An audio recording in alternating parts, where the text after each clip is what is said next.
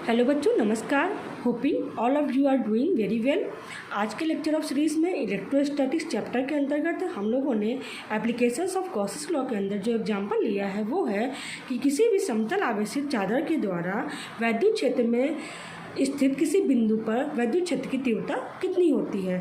मतलब electric field intensity at a point due to a plane charge sheet. तो इसके लिए हम क्या कंसिडर करते हैं, मान लिया कि ये क्या है, this is a plane charge sheet. तो यहाँ पे आपको ये ध्यान देने की बात है कि कोई भी शीट हो, चाहे वो मेटेलिक सीट है चाहे जैसे भी सीट है, चादर का मतलब है उसके दो सरफेस है। एक सरफेस इसमें आपका लेफ्ट साइड पे होगा, एक दूसरा सरफेस आपके राइट साइड पे होगा। Suppose this is paper, then one side is this and let us suppose that this is a sheet. तो इस पर भी चार्ज प्रेजेंट होंगे, जैसे ये कर लीजिए प्लस प्लस, और इसके अपोजिट साइड में इधर भी, यानी कि इसके दो फेसेस हैं। इस बात को आप ध्यान रखिए, ठीक है। This plate has two faces. तो ये क्या है, ये हमने एक सीट कंसीडर कर लिया। इस सीट पर दोनों ही तरफ let us suppose that there are the positive charges over the both of the sides of this sheet. चादर की दोनों सतहों पर हमने मान लिया कि पॉजिटिव चार्जेस प्रेजेंट हैं। अब इस चार्ज से हमें आर दूरी पर, मान लिया कि इससे आर दूरी पर स्थित बिंदु P है। इस P पर हमें क्या निकालना है, इस P पर हमें, ये आर दूरी है कहाँ से कहाँ तक, यहाँ से यहाँ तक आर। P पर हमें इलेक्ट्रिक फील्ड का मान निकालना है। तो ये आर दूरी पर स्थित बिंदु P इसके लेफ्ट में भी हो सकता है, इसके राइट में भी हो सकता है। तो मान लेते हैं इतनी ही दूरी पर हम, आर दूरी पर हम एक दूसरा पॉइंट P डैश इधर कंसीडर कर लेते हैं। इसकी डिस्टेंस भी आर होगी यहाँ से लेकर यहाँ तक, ठीक है। तो अब क्या करना है, हमें गॉसेस लॉ को यूज़ करते हुए हमें निकालना है कि चाहे पॉइंट P हो चाहे पॉइंट P डैश हो, उस पर इलेक्ट्रिक फील्ड का मान कितना है। अब सीट पर चूंकि चार्जेस इधर प्रेजेंट है, तो इनके द्वारा जो इलेक्ट्रिक फील्ड का डायरेक्शन होगा, इस सीट के इधर देखा जाए तो इधर होगा, और इस सीट से अपोजिट इस डायरेक्शन में इधर की तरफ देखा जाएगा तो इलेक्ट्रिक फील्ड का डायरेक्शन इधर होगा। ओके, तो पहले अगर हम इधर के साइड में देखते हैं तो बिंदु P पर निकालने के लिए हम क्या मान लेते हैं कि इस पर एक जो भी छोटा सरफेस एरिया है वो इतना सा है, ठीक है, जस्ट इतना। क्योंकि ये पॉइंट ओवरऑल अगर हम देखें तो हम यहाँ पे इस पॉइंट को जब हम इसके सेंटर से मिलाते हैं तो यहाँ मिल रहा है। ये पॉइंट सेंटर के अलावा यहाँ भी हो सकता है, यहाँ भी हो सकता है, यहाँ भी हो सकता है, इधर भी हो सकता है, कहीं पर भी ओवरऑल हो सकता है। तो आप सोचिए कि ये क्या होगा, इसका ओवरऑल जो भी एरिया बनेगा, जैसे ये प्लेट है इसको 3 डायमेंशनल वे में आप देखिए, तो ये यहाँ पर 3 डायमेंशनली एक क्या कंसीडर करेगा, क्या बनेगा ये, जैसे अगर ये एक लाइन है तो ये दिस लाइन, ये लाइन हम अभी यहाँ पे थोड़ी देर के लिए मान लेते हैं कि ये एक सर्कुलर एरिया है, यहाँ पे छोटा सा इसका एरिया S है, ठीक है। अगर इसका एरिया S है तो इसका एरिया वेक्टर ds इसके परपेंडिकुलर ऊपर इधर भी हो सकता है, इसके परपेंडिकुलर लेफ्ट साइड में भी ऊपर की तरफ हो सकता है, ठीक है, क्योंकि ये सीट जस्ट ऐसी है, ठीक है, ये सीट ऐसी है तो इसका ds वेक्टर इस साइड में देखेंगे, इस बिंदु P की तरफ ds इधर होगा और इस बिंदु P की तरफ इसका ds इधर होगा, ठीक है। तो इसको हम P पर भी हमें एक छोटा एरिया हमें ds कंसीडर करना है। तो इस छोटे से एरिया के कंसीडर करने के लिए हम मान लेते हैं कि इसी को कंटिन्यू करते हुए हमने इसको एक इमेजनरी बेलन ड्रॉ कर लेते हैं, ठीक है। एक हम इमेजनरी बेलन इधर की तरफ ड्रॉ कर लेते हैं। अब इस बेलन को आप इसके जस्ट पहले वाले एग्जांपल से जो लाइन चार्ज कंडक्टर था उससे बिल्कुल भी कंफ्यूज मत होइएगा। देखने में एक ही जैसा है लेकिन इधर केस दूसरा है। पहले केस में जो लाइन चार्ज कंडक्टर था उसमें जो चार्जेस थे, इस बेलन जो हमने कंसीडर किया था, इस बेलन के अंदर प्रेजेंट हुआ करते थे, इस लाइन पर प्रेजेंट हुआ करते थे, और इलेक्ट्रिक फील्ड का डायरेक्शन जस्ट इसके ऊपर परपेंडिकुलर ऊपर की तरफ था, चाहे ऊपर चाहे नीचे, चाहे अपवर्ड चाहे downward. But in this case electric field का डायरेक्शन क्या है, केवल राइट में है और लेफ्ट में है। तो ये दोनों ही डायरेक्शन जस्ट बिल्कुल डिफरेंट है। जो हमारा पहले वाला लाइन चार्ज कंडक्टर का केस था, वहाँ पे इलेक्ट्रिक फील्ड का डायरेक्शन इसके परपेंडिकुलर ऊपर नीचे हुआ करता था, ठीक है, इस बात को आप ध्यान रखिए। तो अब हमें इस पूरे बेलन के थ्रू जो फाई निकालना है कि कितना इस बेलन से जितने चार्ज इंक्लोज होंगे, ठीक है, वही हमारा इस प्लेट से चार्ज इंक्लोज जाएगा। इसका एरिया यहाँ से यहाँ वेरी करेगा, इधर से इधर, इतने डायरेक्शन में, ठीक है। इधर नहीं। अब देखिए जब इलेक्ट्रिक फील्ड इधर होगी तो जो फ्लक्स होगा इसके परपेंडिकुलरली इधर से इधर क्रॉस करेगा, ठीक है, जस्ट इस तरह से क्रॉस करेगा, फ्लक्स ऐसे नहीं जाएगा। तो इसका मतलब अगर इसका हम ये लाइन देखें कि एल बी, इसका लंबाई चौड़ाई देखें इधर से इधर, तो ये अगर शीट मोटा भी है तो भी इसके लंबाई चौड़ाई से होके कोई भी फ्लक्स नहीं गुजरेगा। फ्लक्स गुजरेगा किधर से? फ्लक्स गुजरेगा जस्ट इस शीट की जो प्लेन है। कैसा प्लेन? जैसे ये शीट आपकी है तो इस प्लेन के इधर के प्लेन से फ्लक्स गुजरेगा और इधर के प्लेन से फ्लक्स गुजरेगा, ठीक है, जस्ट ऐसे। इसके साइड्स जो हैं, इसके साइड्स अगर ये मोटा भी है, जैसे देखिए ये मोटा दिख रहा है, इस मोटाई से कोई भी फ्लक्स होकर गुजरने वाला नहीं है, क्योंकि इलेक्ट्रिक फील्ड का डायरेक्शन जो है जो ऐसे है, ना कि ऐसे। अगर ऐसे रहा होता इलेक्ट्रिक फील्ड डायरेक्शन ऊपर होता तब इसकी मोटाई से होके फ्लक्स गुजरता। तो it is very important to minutely observe the direction of the electric field. Electric field direction को बहुत अच्छी तरीके से जानना बहुत ही ज़रूरी है, ठीक है। Let's continue. अब कुछ नहीं रखा है, आप पिक्चर को समझ गए तो डेरिवेशन तो एकदम आराम से हो जाएगा, ठीक है। तो डेरिवेशन के लिए हमें क्या करना है? डेरिवेशन के लिए सबसे पहले एक बात और आप ध्यान दे लीजिए इसमें कि वहाँ पे हमने क्या किया था, लीनियर चार्ज डेंसिटी निकाली थी, रेखीय आवेश घनत्व, मतलब पर यूनिट लेंथ जो होता था वो लाइन चार्ज डेंसिटी डिफाइन करता था। यहाँ पे क्या है, अगर छोटे से एरिया में कितने चार्ज कंटेन करता है ये शीट, यानी इतने एरिया में कितना चार्ज कंसीडर है, तो यानी एकांक एरिया में उपस्थित आवेश, एकांक क्षेत्रफल में उपस्थित आवेश क्या कहलाएगा? एकांक क्षेत्रफल पर उपस्थित आवेश को हम कहते हैं आवेश घनत्व। कौन सा आवेश? क्षेत्रफल आवेश घनत्व, ठीक है। Charge per unit area, this is represented by symbol sigma and this is symbolized as, this is notified as surface charge density। ये सरफेस चार्ज डेंसिटी कहलाता है। तो ये तो आपको मिल गया। अब चलते हैं गॉसेस लॉ को यूज करते हैं। Use Gauss's law, using Gauss's law क्या हो जाएगा? इस पूरे सिलेंडर से कितने फ्लक्स पास हो रहे हैं हमें ये कंसीडर करना है। तो flux, total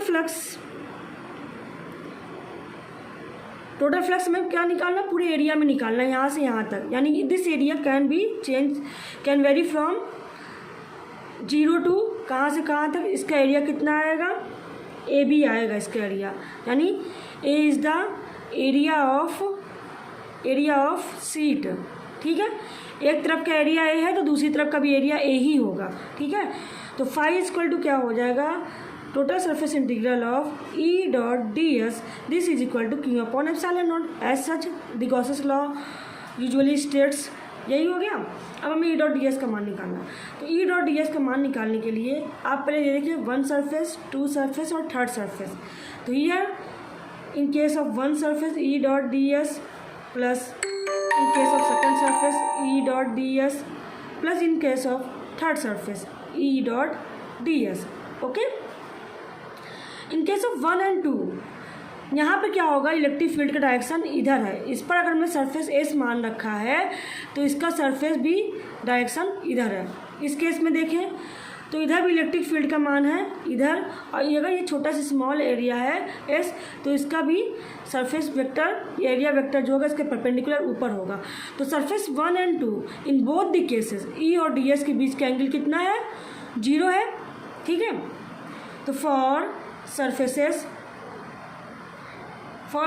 1 and 2, surface 1 and 2 E dot ds is equal to E dot D S, चाहे 1 के लिए ले लें ई डॉट डी एस, चाहे ई डॉट डी एस 2 के लिए ले लें, दोनों के केस में दोनों के बीच का एंगल जो है 0 है। This is equal to E D S cos 0, this is equal to E D S. But for surface 3 की बात करते हैं। 3 क्या है? कर्व सरफेस, ठीक है। कर्व सरफेस की बात करेंगे तो E dot D S is equal to E D S cos 90, क्योंकि देखिए इलेक्ट्रिक फील्ड इधर है और इसका एरिया वेक्टर डी एस जो होगा, इसका एरिया वेक्टर इधर है। अगर हम इस पर एरिया माने एस तो इसका एरिया वेक्टर ऊपर है, इस पर इलेक्ट्रिक फील्ड डायरेक्शन इधर है, तो क्या होगा, होगा क्या, आप यहाँ से भी देख लीजिए इलेक्ट्रिक फील्ड इधर है, इस पर भी इलेक्ट्रिक फील्ड इधर, इधर से इलेक्ट्रिक फील्ड इधर, तो इलेक्ट्रिक फील्ड का डायरेक्शन चाहे इधर लें चाहे इधर लें, बेलन पे कहीं पे भी लेंगे ई और डी एस का मान बेलन के कर्व पृष्ठ पर 0 आएगा। This is equal to 0। तो ये वाला पोर्शन हो गया 0। ये दोनों पोर्शन सेम होंगे, इनको हमने लिख लिया 2 टाइम्स इंटीग्रल ऑफ, चाहे 1 सरफेस का लें चाहे 2 सरफेस का लें, दोनों आ जाएगा ई डी एस। ई को बाहर ले लिया, इंटीग्रल ऑफ आया डी एस। अब डी एस क्या है, ये छोटा सा एरिया था, चाहे हम यहाँ पे ले लें डी एस छोटा सा ले लें, चाहिए ये सब पैरेलल है आपस में। तो डी एस का वेरिएशन पूरा कहाँ से कहाँ तक हो सकता है, इस सीट पर हो सकता है। इस सीट का एरिया हमने माना है कि इस सीट का जो एरिया है, ये एरिया है हमारा सीट का एरिया है ए। ओके, तो we can write 2e D S का पूरा मान क्या है, ये जो सरफेस का इसका एरिया आएगा, ओवरऑल फ्लक्स इसका 2e आ गया। ठीक है, अब फिर से हम कूलम्स लॉ को यूज़ करेंगे। कूलम्स लॉ हमारा क्या था, दिस इज इक्वेशन नंबर 1, तो फ्रॉम इक्वेशन 1 क्या हो जाएगा, from equation 1 this is equal to हो जाएगा Q अपॉन एप्सिलॉन नॉट। ठीक है, अब यहाँ से क्या करेंगे हम, दिस इज इन दोनों को बराबर करेंगे तो हमको क्या निकल जाएगा, हमें मिल जाएगा। अच्छा, साथ में हम ये भी देख लें कि Q बराबर क्या आया था हमारा, हमने यहाँ पे डिफाइन किया था charge per unit area is equal to sigma, इसको सरफेस चार्ज डेंसिटी कहते हैं हम। ठीक है, जब ये हमारा सरफेस चार्ज डेंसिटी है तो सरफेस चार्ज डेंसिटी के साथ में हम क्या लिख सकते हैं, सिग्मा इज इक्वल टू आएगा Q अपॉन एरिया, यानी कि charge per unit area, sigma बराबर है Q अपॉन ए। तो Q बराबर यहाँ से क्या निकल आएगा, this gives Q is equal to sigma A. इसको इक्वेशन नंबर 1 का है तो इसको 2 कह लीजिए आप। ठीक है, तो इक्वेशन नंबर 2 से क्या हो जाएगा, सिग्मा, इसके बाद ये जो आया फ्रॉम इक्वेशन 1 आया, अब Q की जगह पे हम लिखेंगे सिग्मा ए अपॉन एप्सिलॉन 0। अब हम यहाँ से 2e को इसके बराबर कर लेंगे, जब 2e को इसके बराबर कर लेंगे तो हमारे पास क्या आएगा, हमारे पास आएगा, चलिए लिखते हैं 2e is equal to sigma A upon epsilon naught. Okay, तो यहाँ से आ गया E is equal to 1 upon 2 epsilon naught sigma upon A. ठीक है, तो ये एक इलेक्ट्रिक फील्ड का मान आ गया। This is equation number 3, this is equation number, okay, so A यहाँ से कैंसिल हो जाएगा, यहाँ ए नहीं बचेगा। ठीक है, तो ये आएगा E is equal to 1 sigma upon 2 epsilon naught. तो ये हो गया किसी भी पतली चादर के द्वारा किसी अन्य बिंदु पर कितना इलेक्ट्रिक फील्ड होगा। तो ये इक्वेशन नंबर 3 है, ये वाला नहीं, तो ये इक्वेशन नंबर 3 हो गया। ठीक है, अब चलिए जान लेते हैं कि इसके कॉन्सिक्वेंसेस क्या है। कॉन्सिक्वेंसेस का मतलब कि पहला केस आप देख लीजिए, if sigma greater than 0, sigma greater than 0 का मतलब सिग्मा बराबर क्या है, सिग्मा बराबर है Q अपॉन, सिग्मा बराबर Q अपॉन ए होता है। सिग्मा ग्रेटर देन 0 का मतलब है कि Q greater than 0, Q greater than 0 मतलब Q पॉजिटिव है। तो Q पॉजिटिव है तो उस केस में क्या होगा, इलेक्ट्रिक फील्ड हमेशा क्या होगा, चादर से आउटवर्ड डायरेक्शन में बाहर की तरफ होगी, बाहर होगा इलेक्ट्रिक फील्ड। ठीक है, second, if sigma less than 0 तो उस केस में क्या हो जाएगा, if sigma less than 0 then in that case Q less than 0 means this implies Q negative है।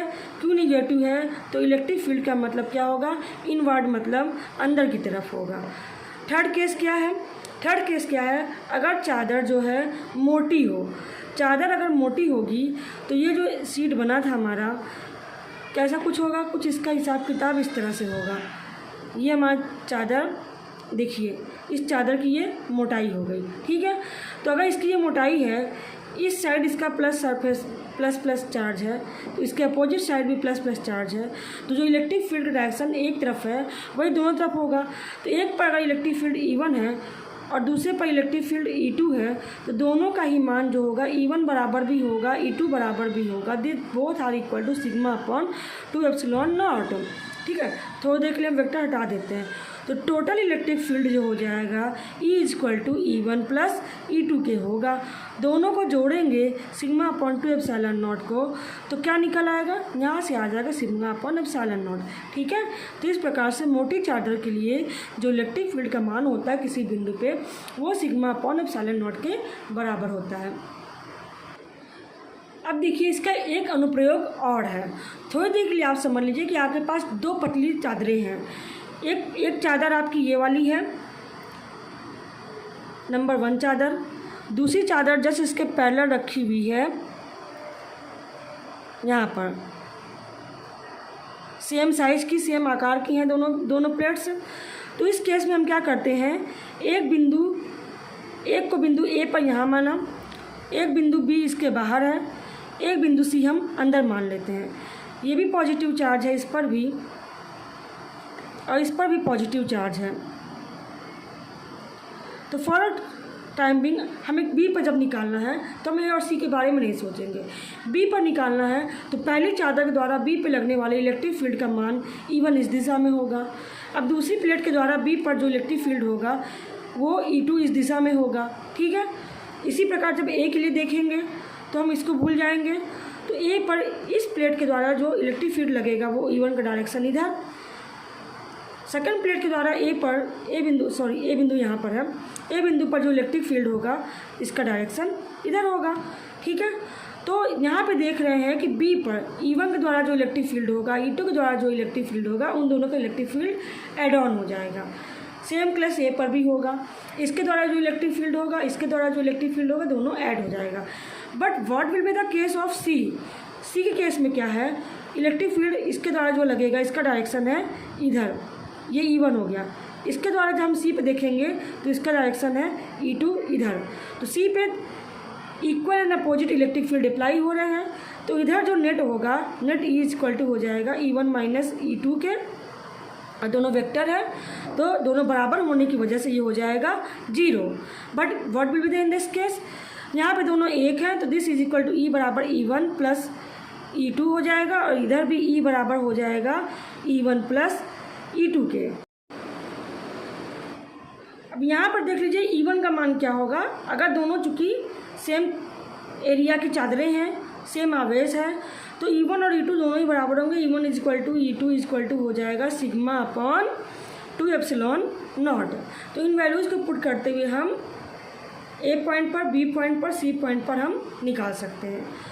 इसी बात को अगर हम अपोजिट चार्जेस की प्लेट के लिए देखें तो क्या होगा, जब प्लेट्स अपोजिट चार्जेस की होंगी तो यही केस चेंज हो जाएगा। आप देखिए किस प्रकार चेंज होता है। ये पहली प्लेट हो गई, ये दूसरी प्लेट हो गई। एक को हम पॉजिटिव मानेंगे, दूसरे को हम निगेटिव मानेंगे। मान लिया कि ये पॉजिटिव चार्ज है, इस पर निगेटिव चार्ज है, तो एक पॉइंट सी अंदर है, ये वाला पॉइंट बाहर है, ये वाला पॉइंट ए इधर बाहर है। तो इस पहली प्लेट के द्वारा या दूसरी प्लेट के द्वारा बी पे लगने वाला जो इलेक्ट्रिक फील्ड होगा, E1 का डायरेक्शन इधर होगा। ठीक है, बट E2 का डायरेक्शन जो हो जाएगा वो इधर होगा। और E1 और E2 in this case also must be equal, क्योंकि दोनों समान एरिया के हैं, समान चार्जेस हैं दोनों के ऊपर। तो E1 upon E2 is equal to sigma upon epsilon 2 epsilon naught. ठीक है, मैग्नीट्यूड जो है इनका E1 बराबर E2 बराबर सिग्मा अपॉन 2 एप्सिलॉन नॉट का होगा। अब आप इधर देख लीजिए, तो यहाँ पे ये कितना आ जाएगा, यहाँ पे जो रिजल्टेंट आएगा E बराबर आएगा E1 माइनस E2 के। ठीक, यहाँ पे देख लीजिए क्या होगा, पॉजिटिव चार्ज के द्वारा जो E1 होगा इधर होगा, इधर, और ये निगेटिव चार्ज है तो निगेटिव चार्ज के द्वारा भी जो E2 होगा वो इधर ही होगा। ठीक है, निगेटिव चार्ज की तरफ होता है। तो यहाँ पे रिजल्टेंट E जो हो जाएगा E1 प्लस E2 के बराबर हो जाएगा, कि दोनों सेम डायरेक्शन में। जो बी का केस था वही ए के साथ भी होगा। इसके द्वारा लगने वाला इलेक्ट्रिक फील्ड E1 हो जाएगा और सेकंड प्लेट के द्वारा लगने वाला जो इलेक्ट्रिक फील्ड है उसका डायरेक्शन बराबर और विपरीत दिशा में इधर हो जाएगा। Just like the point B here also the resultant electric field will be equal to E1 minus E2। तो यहाँ पे आप देख रहे हैं कि इधर ऐड होके जो हमारा इलेक्ट्रिक फील्ड आएगा सिग्मा अपॉन एप्सिलॉन नॉट आएगा, इधर का 0 हो जाएगा और ये वाला भी 0 हो जाएगा because E1 and E2 are same. अब आप सोचेंगे कि सिग्मा तो Q अपॉन ए के बराबर होता है, Q का मान प्लस, पर यहाँ पे तो हमें केवल सरफेस डेंसिटी बताना है, ठीक है। डेंसिटी इज़ नॉट पॉजिटिव और निगेटिव, चार्ज इज़ पॉजिटिव और निगेटिव, ओके। तो यहाँ पे हम चार्ज का प्लस माइनस नहीं रखेंगे, चार्ज वेक्टर क्वांटिटी नहीं है यहाँ पे, इलेक्ट्रिक फील्ड के वेक्टर क्वांटिटी होने की वजह से प्लस माइनस हो रहा है, ओके बच्चों। Thank you very much.